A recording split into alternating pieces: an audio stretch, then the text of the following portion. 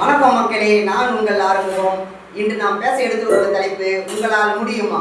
வீடியோவை ஸ்கிப் பண்ணாம கடைசி வரைக்கும் பாருங்க. அப்போதான் நம்ம சொல்ற கருத்து என்னன்றது புரியும். சரி, ஓகே, வாங்க வீடியோக்குள்ள போவோம். மக்களாட்சி என்றால் என்ன? மக்களால் மக்களுக்காக மக்களே தேர்வு செய்யும் ஒரு முறைதான் மக்களாட்சி. தற்போது மக்களாட்சி தான் நடைபெற்றுக் கொண்டிருக்கிறது. இந்த மக்களாட்சியுடைய தேவைகள் என்ன?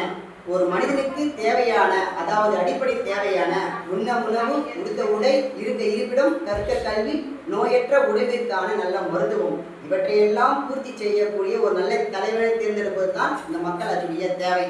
சரி, ஓகே, எப்படிப்பட்ட தலைவரை நாம் தேர்ந்தெடுக்கிறோம்?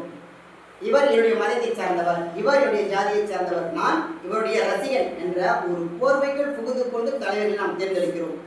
அப்படி தேர்ந்தெடுப்பது சரியான முறை அல்ல. எப்படிப்பட்ட தலைவனை நாம் தேர்ந்தெடுக்க வேண்டும்? பஞ்சபூதங்கள் என சொல்லக்கூடிய நிலம், நீர், நெருப்பு, காற்று, ஆகாயம், இவற்றையெல்லாம் பாதுகாக்கக்கூடிய ஒரு நல்ல தலைவனை நாம் தேர்ந்தெடுக்க வேண்டும். ஏனென்றால் இந்த பிரபஞ்சத்தில் தான் நாம் வாழ்ந்து கொண்டிருக்கின்றோம். இவையெல்லாம் இல்லை எனில் நாம் யாரும் இல்லை என்பது உண்மை. அவற்றை எல்லோரும் நாம் புரிந்து கொள்ள வேண்டும். கணக்கு பிள்ளை வேலையாக இருந்தாலும் சரி, கார்பரேட் கம்பெனியில் போயிட்டு வேலை செய்யறதா இருந்தாலும் சரி, என்ன படிச்சிருக்கீங்க, அதுக்கான சான்றிதழ் இருக்கா அப்படின்ற மாதிரி ஒரு கேள்வி கேட்பாங்க.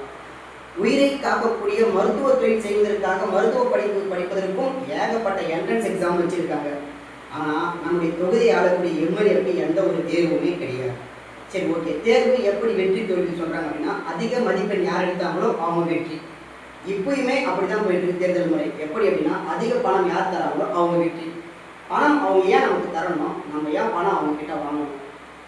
வருஷம் 365 நாளும் நம்ம எல்லாம் உடல் உழைப்பு கொண்டு பணத்தை வருமானம் கொண்டு வந்து நம்முடைய குடும்பத்தை நடத்துகிற நம்மளால இந்த 5 ஆண்டில் கடைசி அந்த தேர்தல் நடக்கும்போது மட்டும் அவங்க கொடுக்குற அந்த பணத்தை வாங்கி நம்ம குடும்பத்தை நடத்துகிற கட்டாயம் அவசியம் யாருக்குமே கிடையாது. இது எல்லோரும் நல்லா புரிஞ்சுக்கணும். பணம் கொடுக்குறவங்க கிட்ட உங்களால் கேள்வி கேட்க முடியுமா? உங்களுடைய சட்டத்திட்டங்கள் என்ன, கொள்கை என்ன, கோட்பாடு என்ன, நீங்கள் இந்த முறை ஆட்சியில் ஜெயிச்சு வந்தீங்க அப்படின்னா நம்முடைய தொகுதிக்காக என்னெல்லாம் செய்வீங்க அப்படின்னு சொல்லி கேள்வி கேட்க முடியுமா?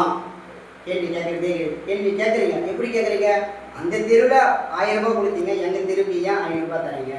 பக்கத்து வீட்டில் 300 ரூபாய் கொடுத்தீங்க, என் வீட்டுக்கு ஏன் 200 ரூபாய் கொடுத்தீங்க? இந்த மாதிரி கேள்வி தான் கேட்குறீங்க.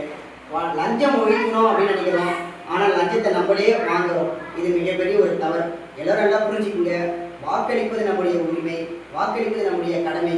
கடமையை செய்வோம், பலன் எதிர்பார்க்காம.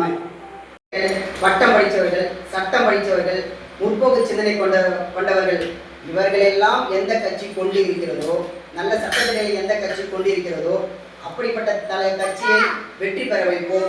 நம்முடைய உரிமை, நம்முடைய கடமை, நம்முடைய வாக்கை அப்படிப்பட்ட கட்சிக்கு செலுத்துவோம் என்று கூறி அனைவருக்கும் நன்றி. நன்றி, வணக்கம், வாழ்க வளமுடன்.